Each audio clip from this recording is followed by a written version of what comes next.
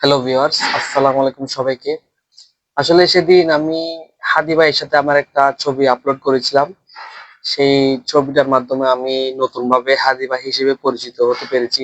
মানে সবাই আমাকে কমেন্ট বক্সে কমেন্ট করে যে আমার চেহারা নাকি হাদি ভাইয়ের সাথে অনেকটা মিল।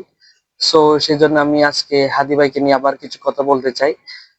আমি দেখলাম যে প্রায় গতকাল থেকে এই যে ইনকিলাব মঞ্চের মানে যারা কর্মীরা রয়েছে বা যারা সহকর্মীরা রয়েছে ওরা সবাই হাদি ভাইয়ের হত্যার বিচারের জন্য যমুনা ভবন ঘেরাও করছে। তো আমি যেটা পার্সোনাল ভাবে মনে করি, নির্বাচনের আগে এইসব গন্ডগোল পাকানোটা আসলে ভালো হবে না।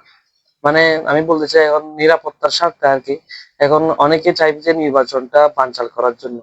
সো আমার মনে হয় যে এখন নির্বাচনের আগে যদি আমরা এইসব গন্ডগোল পাকাই, গন্ডগোল করি, তাহলে এই যে নির্বাচনের যে নিরাপত্তাটা হবে, ওই নিরাপত্তাটা বিঘ্ন ঘটবে আর কি। মানে হয়তো থাকবে না বা বিভিন্ন ধরনের কিছু একটা কারচুপি হতে পারে আর কি।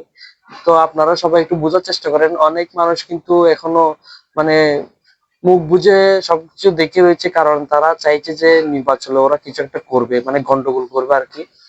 বিভিন্ন ভাবে নির্বাচনটা বানচাল করবে বা বিভিন্ন ভাবে নির্বাচনে কারচুপি করবে, চুরি করবে, ভোট চুরি করবে বা বিভিন্ন ভাবে যে কোনো কিছু করবে ক্ষমতার জন্য। সো আপনারা একটু বোঝার চেষ্টা করেন, এখন আসলে হাদি ভাইয়ের হত্যার বিচার চাওয়াটা হয়তো ভালো হবে না। আর এখন পোলাপাইন কিন্তু ভয় পায় না, মানে পোলাপাইনের মনে কিন্তু একটা সাহস রয়েছে, কারণ তারা আন্দোলন করতে ভয় পায় না। তো নির্বাচনটা হয়ে যাক, কোন একটা সরকার চলে আসুক, যদি সেই সরকারটা হাদি ভাইয়ের বিচার না করে তাহলে পোলাপাইন তো আর ভয় পায় না, তারা আবার আন্দোলনে নামবে, তারা আবার বিভিন্ন ধরনের পদক্ষেপ গ্রহণ করবে। তো সেভাবে কিন্তু হাদি ভাইয়ের হত্যার বিচারটা কিন্তু হতে পারে। তো আপনারা একটু বোঝার চেষ্টা করুন, হয়তো হাদি ভাইয়ের হত্যার বিচার চেয়ে মানে এইভাবে গন্ডগোল করাটা আসলে জাতীয় নিরাপত্তার জন্য ভালো হবে না বা নির্বাচনের নিরাপত্তার জন্য ভালো হবে না। তো বোঝার চেষ্টা করুন, হয়তো আমার কথা আপনারা বুঝতে পেরেছেন। আর যদি আমি ভুল কিছু বলে থাকি তাহলে আমাকে ক্ষমা করবেন।